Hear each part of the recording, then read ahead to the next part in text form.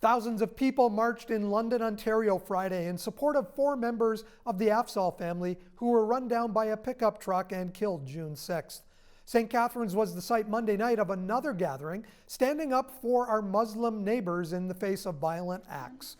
Imam Murtaza Najmudin of the Islamic Society of the Niagara Peninsula joins us. Imam, how does a faith community such as yours wrap its head around such an unspeakable tragedy? It is very difficult. It is very shocking, I think, for many people. But within the Muslim community, it's something that we've experienced time and again, unfortunately, much of which has been reported, much of which has not been reported. Going back to the Quebec shootings in 2017, and before that as well, actually, there has been a rise of hate directed towards my community.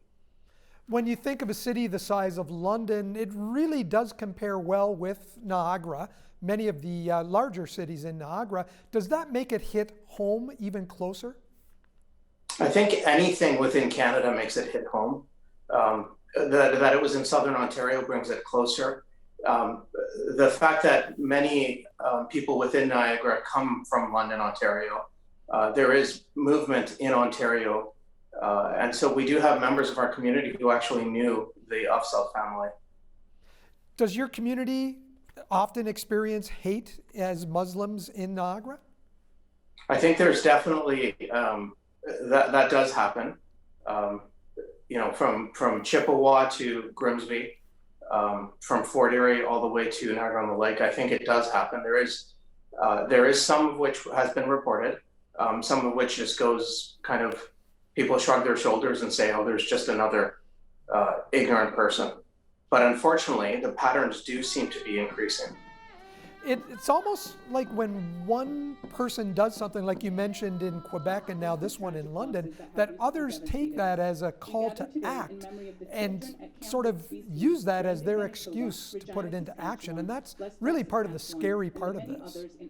It can be, certainly. What was beautiful after the Quebec massacre in the mosque where 6 people were shot dead and many others shot by that gunman, there was a motion put forward on the House of Commons, Motion 103, which was non-binding, which basically stated that the government of Canada stands against Islamophobia and asked for a standing committee to examine systemic racism within Canada, particularly targeted at religious groups.